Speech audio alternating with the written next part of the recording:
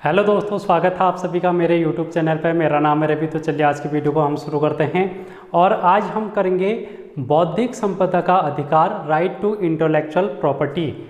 तो ये टॉपिक आपके अधिशासी अधिकारी के लिए इम्पोर्टेंट होगा, जिसमें हमने सिलेबस में देखा है कि राइट टू इंटेलेक्चुअल प्रॉपर्टी दिया है।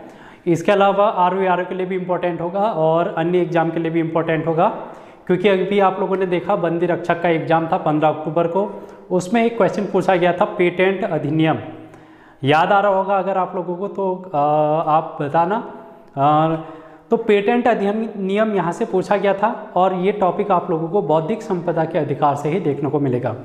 इसके अलावा यहाँ पर करंट अफेयर की क्लास आप लोगों को दी जा रही है और साथ ही में मैथ की क्लास आप लोगों को दी जा रही है, जो कि अधिशासी अधिकारी के लिए होगी, तो उसको भी आप लोग जरूर देखना, जिसमें हम सांख्यिकी की बात करते हैं। तो चलिए इस क्लास को हम यहाँ पर शुरू करते हैं और इसमें हम देखेंगे कुछ चीज़ें मैंने लिखी हैं। ये क्या चीज़ है इसको देख लेते हैं। आप लोग सोच रहे होंगे गुजरात नैनो डीएपी ये क्या है, तो हम इसको, ये जो टॉपिक है ना, जो यहाँ पर मैंने लिखी हैं चीज़ें, ये करंट अफेयर का टॉपिक है एक। और ये करंट अफेयर के टॉपिक का संबंध किससे है? ये संबंध है बौद्धिक संपदा के अधिकार से। और इसके साथ इसका संबंध यहाँ पर आप लोगों को जो अधिशासी अधिकारी का कृषि वाला चैप्टर है और उसमें नैनो टेक्नोलॉजी है, कृषि क्षेत्र में नैनो टेक्नोलॉजी, तो वहाँ पर से इसका संबंध है देखने को मिलता है। लेकिन ये अभी चर्चाओं में है और करंट अफेयर के लिहाज से इम्पोर्टेंट है, तो इसलिए इस करंट अफेयर को हम यहाँ पर डिस्कस करेंगे एक टॉपिक को। इसी के साथ मैं आप लोगों को ये बौद्धिक संपदा का अधिकार को भी समझाऊंगा। तो आप लोग इस बात को पहले बहुत अच्छे तरीके से समझना कि बौद्धिक संपदा का अधिकार क्या होता है, हम इस टॉपिक से समझेंगे। अभी क्या हो रखा है, नैनो डीएपी नई टेक्नोलॉजी आई है और ये किस क्षेत्र पर है? ये क्षेत्र है कृषि क्षेत्र में आई गई एक नई टेक्नोलॉजी है कृषि क्षेत्र में। और कृषि क्षेत्र में आप लोग देखते होंगे यूरिया का प्रयोग, खेतों में हम उर्वरक क्षमता बढ़ाने के लिए, पैदावार बढ़ाने के लिए यूरिया का प्रयोग करते हैं और डीएपी का प्रयोग करते हैं। ठीक है, ये दो प्रकार की खादें हम प्रयोग करते हैं। आप लोगों ने देखा होगा, अगर आप कृषि क्षेत्र से संबंध रखते हैं, आपका व्यवसाय, आपका पारिवारिक व्यवसाय अगर कृषि है, तो आप लोग इस बात को बहुत समझते होंगे कि इन चीज़ों का प्रयोग हम लोग अपने खेतों में करते हैं। मैं भी क्या करता हूँ जब हम खेतों पर काम करते हैं, तो आप लोगों ने देखा कि यूरिया और डीएपी का अगर हम देखें, एक कट्टा टाइप का आता है, बोरी टाइप की आती है, जिसमें आप लोगों को 40 से 45 किलो देखने को मिलती है। 40 से 45 केजी का एक बोरी बैग देखने को मिलता है और उसमें यूरिया खाद होती है और जिसको हम छड़क के खेतों में काम करते हैं। लेकिन अभी क्या हुआ है, नई टेक्नोलॉजी जिसको हम नैनो डीएपी बोल रहे हैं, इसके तहत ये जो 45 किलो का एक कट्टा था, इसको एक बोतल में बंद कर दिया है। अब आप कहेंगे 45 किलो को एक बोतल में कैसे बंद किया जा सकता है?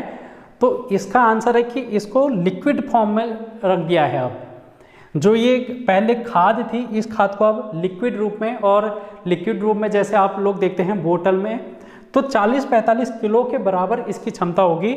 इस एक छोटे से 1 लीटर या आधा लीटर का जितना भी होगा, 600-700 रुपये इसकी कीमत होगी। और इसको आप स्प्रे करके उतने क्षेत्र पर इसको छिड़क सकते हैं जितने क्षेत्र पर आप इस यूरिया का कर रहे थे प्रयोग, और इससे ज़्यादा क्षेत्र में भी इसको यूज किया जा सकता है।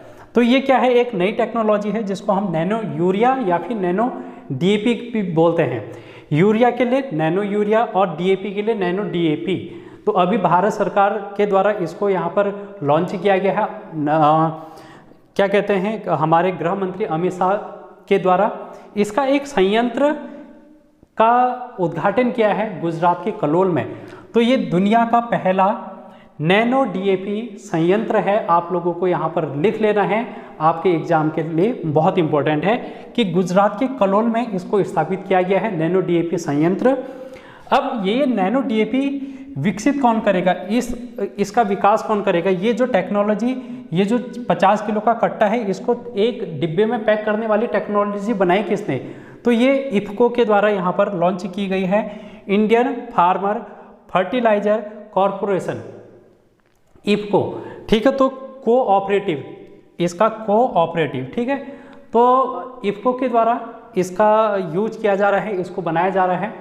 और इफ़को ने यहाँ पर ये नैनो डीएपी बनाने के लिए एक अधिकार प्राप्त कर लिया है, और वो अधिकार 20 वर्षों तक इसको है, 20 वर्षों तक।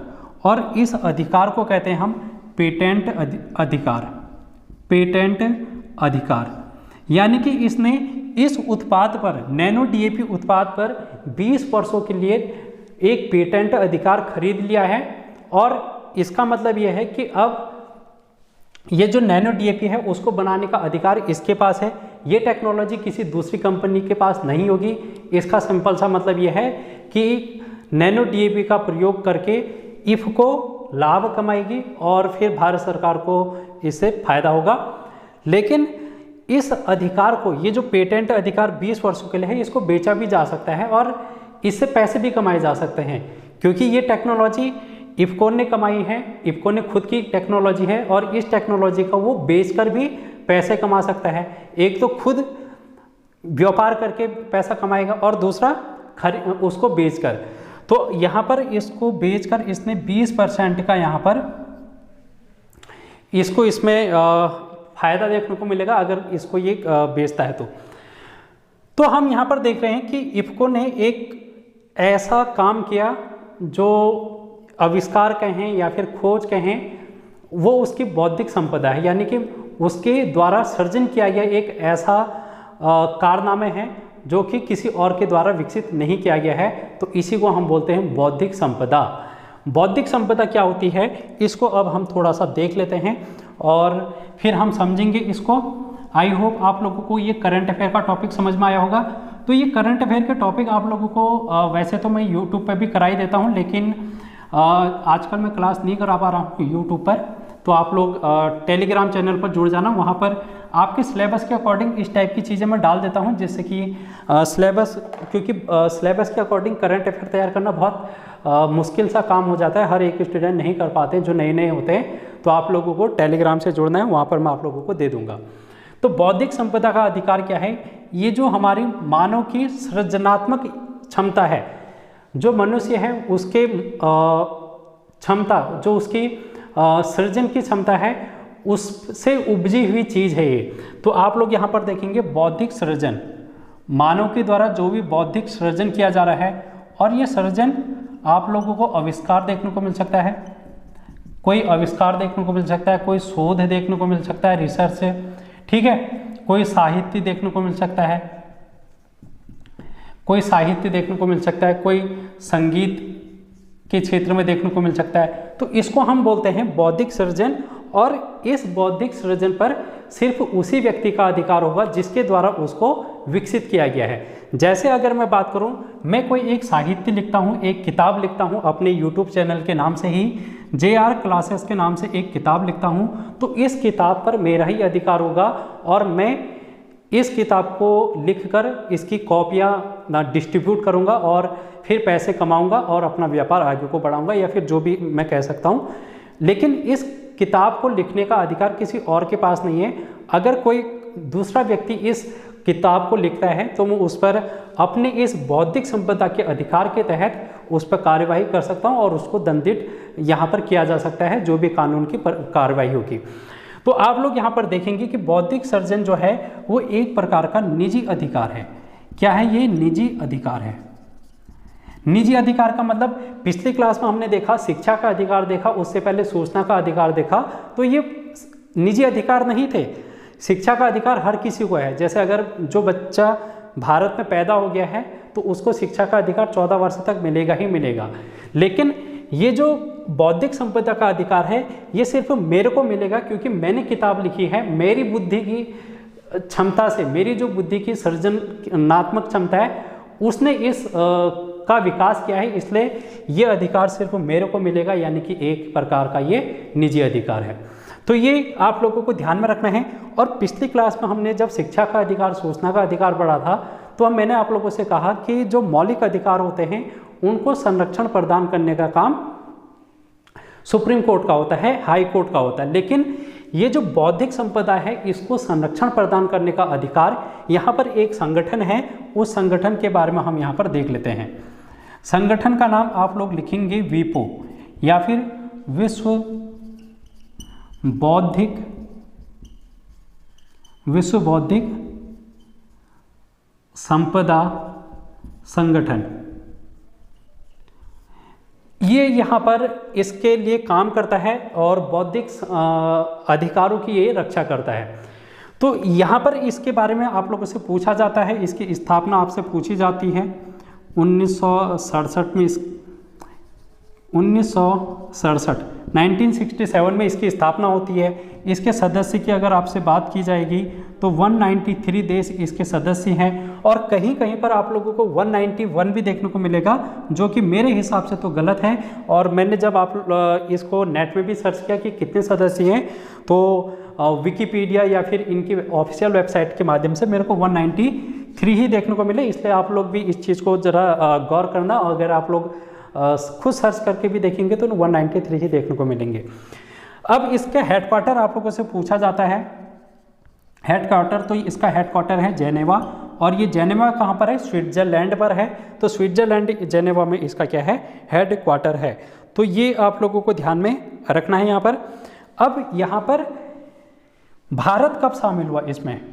भारत इस संगठन में भारत कब से शामिल हुआ? तो 1975 में शामिल हुआ। तो ये आप लोगों को यहाँ पर से बहुत सी चीज़ें देखने को मिलनी हैं, तो इम्पोर्टेंट है, आप लोग इन चीज़ों को लिख लेना। अब ये जो WIPO है, विश्व बौद्धिक संपदा संगठन, ये एक इंडेक्स जारी करता है। ये क्या करता है? एक इंडेक्स जारी करता है। इंडेक्स को हम सूचकांक बोलते हैं, सूचकांक। तो वैश्विक नवाचार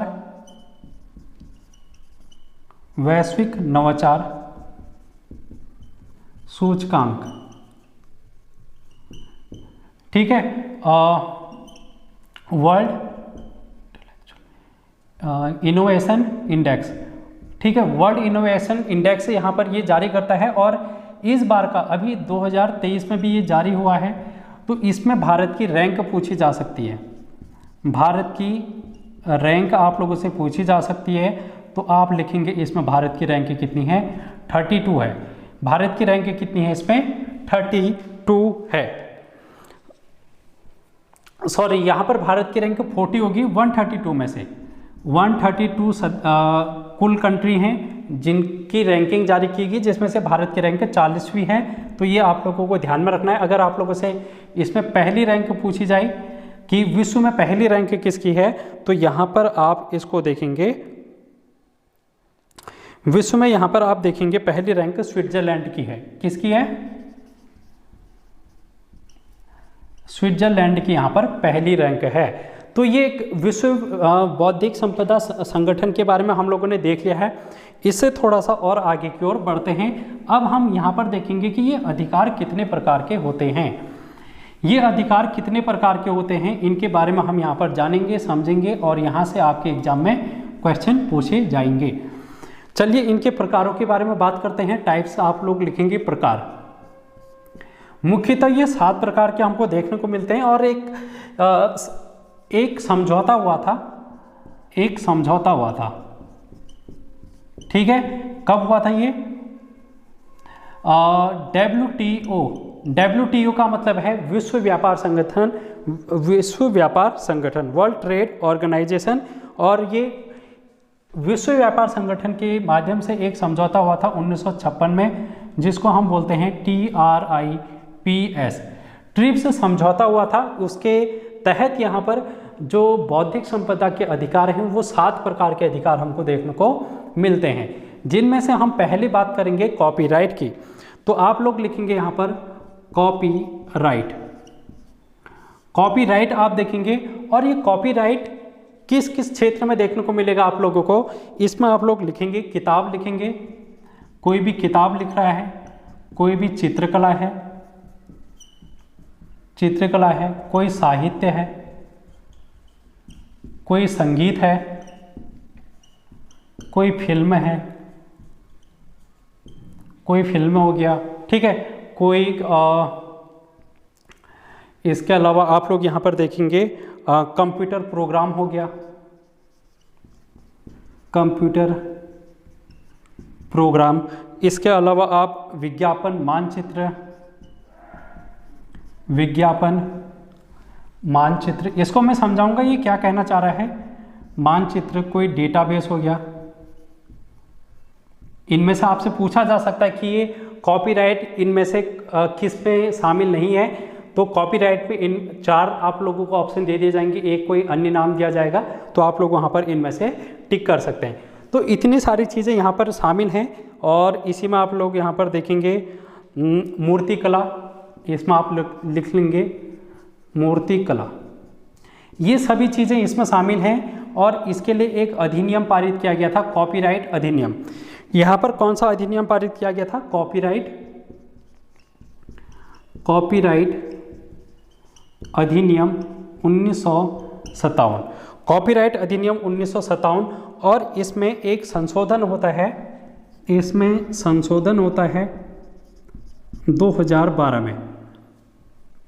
2012 में इसमें संशोधन होता है। तो आप लोगों से पूछा जा सकता है कि कॉपीराइट अधिनियम किसका है, किस वर्ष का है। अगर ऑप्शन में 1957 नहीं होगा तो 2012 करेंगे, 2012 वाला ऑप्शन में नहीं होगा तो 1957 करेंगे। वर्तमान में ये 2012 वाला काम कर रहा है।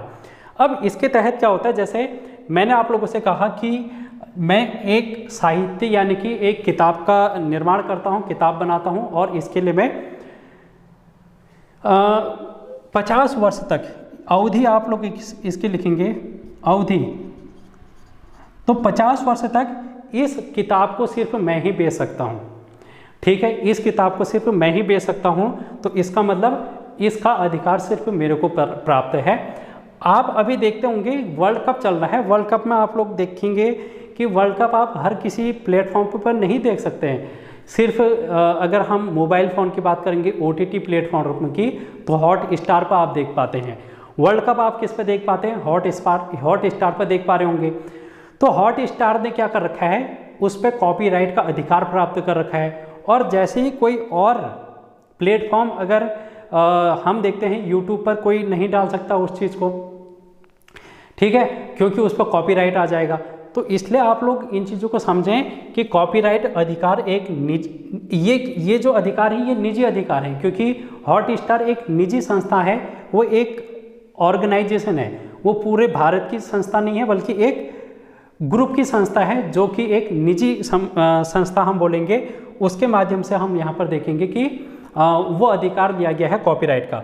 यूट्यूब पर भी बहुत सी चीज़ें हैं जो कि कॉपीराइट वाली चीज़ें आ जाती हैं, तो वहाँ पर भी हम इसको देखते हैं। और इसके अलावा यहाँ पर कॉपीराइट से आपको क्या ध्यान में रखना है कि इसको 50 वर्ष के बाद रिन्यू नहीं किया जा सकता। जैसे हम लाइसेंस खरीदते हैं तो 10 वर्ष बाद 15 वर्ष बाद रिन्यू करा लेते हैं, लेकिन यहाँ पर अगर हम लोगों ने इस अधिकार को 50 वर्ष के लिए खरीद दिया तो उसके बाद हम रिन्यू नहीं करा सकते हैं दोस्तों। ठीक है, तो ये बात आप लोगों को ध्यान में रखनी है कि रिन्यू इसको नहीं कराया जा सकता, सिर्फ 50 वर्ष के लिए है। इसमें आप लोग एक संधि याद रखना, मारेकस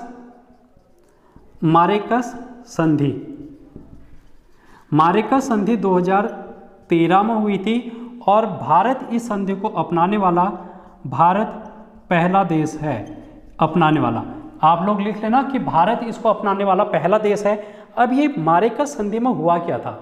मारेकस संधि में हुआ क्या था? जैसे मैंने आप लोगों से कहा कि ये साहित्य में कोई किताब लिखी जा रही है, तो किताब मैं लिख रहा हूँ तो इस पर मेरा अधिकार है, और इस किताब को कोई और नहीं छाप सकता है। बिल्कुल सही बात है, मेरे को अधिकार मिला हुआ है कॉपीराइट का, इस किताब को मैं ही छाप सकता हूँ। लेकिन इस मारेकस संधि के तहत ये हुआ कि जो आँख नहीं देख पाते हैं वो तो किताब नहीं पढ़ पाएंगे, तो उनके लिए ब्रेल लिपि हम देखते हैं। तो आप लोग यहाँ पर कहीं लिखेंगे कि मारेकस संधि में जो किताबें हैं उनको ब्रेल लिपि में छापने का भी प्रावधान किया गया है, और ऐसा करने वाला भारत पहला देश है। इस बात को आप लोग अलग से नोट डाउन कर लें, मैंने यहाँ पर नहीं लिखा है। ठीक है, तो मारेकस संधि किससे संबंधित है? ब्रेल लिपि से संबंधित है, जिसमें हम लोगों ने देखा कि अगर कोई किताबें लिखता है, साहित्य की रचना करता है, तो उसको हम यहाँ पर ब्रेल लिपि के माध्यम से छाप सकते हैं, और फिर उसको यहाँ पर जो भी व्यक्ति आँख नहीं देखते हैं तो वो भी उस किताब को पढ़ सकते हैं ब्रेल लिपि के माध्यम से। दूसरा है यहाँ पर पेटेंट, दूसरा अधिकार है यहाँ पर पेटेंट। तो पेटेंट अधिकार क्या होता है, इसको आप लोग इस तरीके से समझें कि ये किसी आविष्कारकर्ता को प्राप्त होता है। ये क्या है, किसी आविष्कारकर्ता को ये प्राप्त है। ये जो अधिकार है ये किसी आविष्कारकर्ता को प्राप्त है, और ये आविष्कारकर्ता जैसे अभी हम लोगों ने देखा करंट अफेयर वाले में इफ़को, नैनो डीएपी इसने बनाई, ये आविष्कार ने इफ़को ने किया, और सिर्फ इसने पेटेंट अधिकार प्राप्त किया 20 वर्षों के लिए। तो ये पेटेंट अधिकार 20 वर्षों के लिए दिया जाता है, और 20 वर्षों के बाद इसको रिन्यू नहीं किया जा सकता है, और उसके बाद 20 वर्ष के बाद हर कोई इस टेक्नोलॉजी का प्रयोग कर सकता है। और फिर आप लोग यहाँ पर देखेंगे पेटेंट में आविष्कार, इसमें आप लोग जैसे खाद्य पदार्थ हैं, खाद्य पदार्थ हो गए, या फिर आप दवा निर्माण देखेंगे, दवा निर्माण,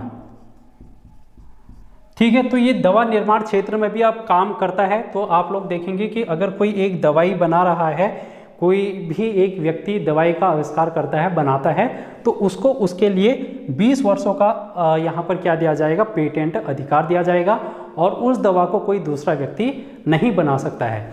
क्यों? क्योंकि वो उसकी बौद्धिक संपदा है, उसके मानसिक रूप, उसने अपने मस्तिष्क की चीज़ों से जो चीज़ विकसित की है वो उस पर उसका अधिकार है। अब यहाँ पर पेटेंट अधिनियम हम देखेंगे, अधिनियम। तो अधिनियम की अगर हम बात करें, पेटेंट अधिनियम, तो ये 1970 में देखने को मिलता है, 1972 में लागू होता है, और इसमें संशोधन होते हैं फिर, और संशोधन कब कब होते हैं, 2002 में होता है, 2005 में होता है, 2002-2005 में इसमें संशोधन होता है। क्लियर हुआ? अब हम बढ़ेंगे तीसरे अधिकार की तरफ, और ये अधिकार है ट्रेडमार्क। क्या है? ट्रेडमार्क, इसको हम TM के नाम से भी जानते हैं। सबसे पहले इसमें आप लोग देखेंगे अधिनियम। ट्रेडमार्क का जो अधिनियम है, इसके लिए अधिनियम कब से लाया गया, तो ये 1999 से लाया गया है। अब इसमें क्या होता है कि जैसे मैं अगर बात करूं, मैं YouTube चैनल चला रहा हूं, मेरा इस पर अधिकार है, और जो भी मैं आप लोगों को पढ़ा रहा हूं ये मेरी बौद्धिक संपदा है, यानी कि मैं इसको किस प्रकार से रिप्रेजेंट कर रहा हूं, क्योंकि बौद्धिक संपदा का अधिकार आप लोगों को YouTube पर बहुत से चैनल पर मिल जाएगा, बहुत से टीचर इसको पढ़ा रहे होंगे, लेकिन हर किसी का पढ़ाने का तरीका अलग है। मेरा प्रस्तुत करने का तरीका अलग है, किसी और टीचर का अलग हो सकता है, लेकिन चीज़ हम एक ही पढ़ा रहे हैं। तो ये क्या है, मेरी बौद्धिक संपदा है, और इसका अधिकार मेरे को प्राप्त होगा अगर मैं इसका अधिकार प्राप्त करना चाहता हूं तो। अब ट्रेडमार्क में क्या होता है, मेरा एक YouTube चैनल है जिस पर एक आप लोग आइकन देखते होंगे इसका, इस तरीके से, ठीक है। ये इस तरीके से आप लोग मेरे चैनल का लोगो देखते होंगे, तो ये मेरे ही चैनल का लोगो हो सकता है ऐसा। अगर कोई दूसरा व्यक्ति इस लोगो का प्रयोग करके अपना चैनल ओपन करता है, अपना कुछ भी काम करता है, तो मैं उसके खिलाफ कार्रवाई कर सकता हूं, अगर मैं ट्रेडमार्क अधिनियम के तहत इसको पंजीकृत करा लूँगा तो ये बात आप लोगों को समझ में आ गई कि ट्रेडमार्क चिन्ह क्या होते हैं। जैसे आप लोग देखते होंगे कोई भी चिन्ह, जैसे कोई गाड़ी है, गाड़ी होंडा की गाड़ी है, उसका अलग चिन्ह होता है, सुजुकी का अलग होता है, बजाज का अलग होता है, तो ये आप लोगों को पता होना चाहिए। इसके बाद हम देखेंगे तीसरा अधिनियम, तो हमने देख लिया। चौथा अधिनियम देखेंगे, फोर्थ अधिनियम। तो ये फोर्थ अधिनियम है, फोर्थ अधिनियम है औद्योगिक डिजाइन का अधिनियम। और ये औद्योगिक डिजाइन का अधिनियम आप लोग देखेंगे 2000 में इसका अधिनियम आया। इसका अधिनियम कब आया? 2000 में। तो औद्योगिक डिज़ाइन में हम क्या देखते हैं, जो भी इंडस्ट्री में डिज़ाइन प्रोडक्शन होता है, इंडस्ट्री में जो कि औद्योगिक उत्पादन होता है, उनके लिए आप लोग देखते होंगे एक पानी की बोतल आती है, बिस्लेरी की पानी की बोतल आती है और हमको कहीं कहीं पर ये इस तरीके भी देखने को मिलता है। ठीक है, तो जैसे ही हम बोतल खरीदते हैं पानी की तो कहीं पर ये लिखा रहता है, कहीं पर ये लिखा रहता है, कहीं पर ये लिखा रहता है, लेकिन दिखने का वो लगभग एक जैसा ही होता है और हम उसको बिस्लेरी समझ लेते हैं। स्पेलिंग की अलग अलग यहाँ पर आप लोग देख पा रहे हैं, इसकी स्पेलिंग अलग है, इसकी स्पेलिंग अलग, इसकी स्पेलिंग अलग। तो बिस्लेरी जो एक मूल उसका वो है, फाउंडर है, वो ये है बिस्लेरी। लेकिन इसके तरह ही अलग अलग और लोगों ने भी अपने अपनी कंपनियां चला रखी, लेकिन वो इस बिस्लेरी के नाम से नहीं चला सकती है। क्यों? क्योंकि यहाँ पर औद्योगिक डिजाइन के तहत इस बिस्लेरी को ही यहाँ पर मान्यता प्राप्त है। इसके तरह अगर कोई और कंपनी अपना डिजाइन बनाती है तो उसके खिलाफ यहाँ पर इस अधिनियम के तहत कार्रवाई की जाएगी। तो क्लियर हुआ होगा औद्योगिक डिजाइन के बारे में। इसके बाद हम बात करेंगे पांचवा, भौगोलिक संकेतक। भौगोलिक संकेतक को हम GI बोलते हैं, ज्योग्राफिकल इंडिकेशन। तो ज्योग्राफिकल इंडिकेशन की अगर हम बात करेंगे तो इसका अधिनियम आप लोग लिख लेना सबसे पहले। अधिनियम इसका 1999 में आता है और इसमें संशोधन होता है, नहीं संशोधन नहीं, ये 2003 से लागू, 2003 से लागू। इसके तहत GI टैग दिए जाते हैं। इसके तहत क्या दिए जाते हैं? GI टैग दिए जाते हैं। ये GI टैग क्या होता है इसको हम समझेंगे। पहले आप लोग ये देख लो कि पहला GI tag, first GI tag किसको प्राप्त है? तो पहला GI टैग दार्जिलिंग चाय को प्राप्त है, ये 2004 से। इसका मतलब क्या है? इसका मतलब यह है कि भौगोलिक मतलब क्षेत्र विशेष। ये जो दार्जिलिंग चाय है ये सिर्फ एक क्षेत्र विशेष में होती है और ये दार्जिलिंग चाय कहीं और जगह उत्पादित नहीं हो सकती। अब यहाँ पर आप देखेंगे कि जो दार्जिलिंग चाय है जो एक क्षेत्र विशेष पर आधारित है, तो यहाँ पर आप देख पा रहे होंगे किसी एक व्यक्ति की तो उपज है नहीं है, ये किसी एक क्षेत्र की उपज है, तो ये एक प्रकार का निजी अधिकार नहीं है, निजी अधिकार नहीं है। तो आपसे पूछा जाएगा कि बौद्धिक संपदा के अधिकार में कौन सा अधिकार निजी अधिकार नहीं है? तो ये ज्योग्राफिकल इंडिकेशन होगा। क्यों निजी अधिकार नहीं है? किसी एक व्यक्ति का नहीं है बल्कि ये पूरे क्षेत्र का है। दार्जिलिंग चाय जो यहाँ पर उगाई जाती है और जो किस्म की चाय यहाँ पर उगाई जाती है उस किस्म की चाय कहीं दूसरे क्षेत्र पर नहीं उगा सकता कोई व्यक्ति। अगर कोई उगाता है तो उसके खिलाफ कार्रवाई की जाएगी। क्यों की जाएगी? क्योंकि इसको यहाँ पर GI टैग मिल रखा है और ये इस क्षेत्र पर सिर्फ दार्जिलिंग चाय ही होगी। तो ये पश्चिम बंगाल में आप लोग दार्जिलिंग के पहाड़ियों में देखेंगे दार्जिलिंग चाय का उत्पादन किया जाता है। तो 5 चीज़ें हम लोगों ने देख ली। तो एक और देखेंगे यहाँ पर, छठा है ट्रेड सेक्रेट्स और 7वां आप लोग यहाँ पर लिखेंगे सेमीकंडक्टर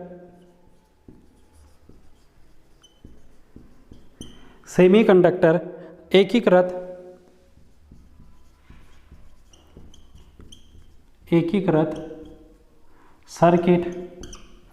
सर्किट लेआउट डिजाइन।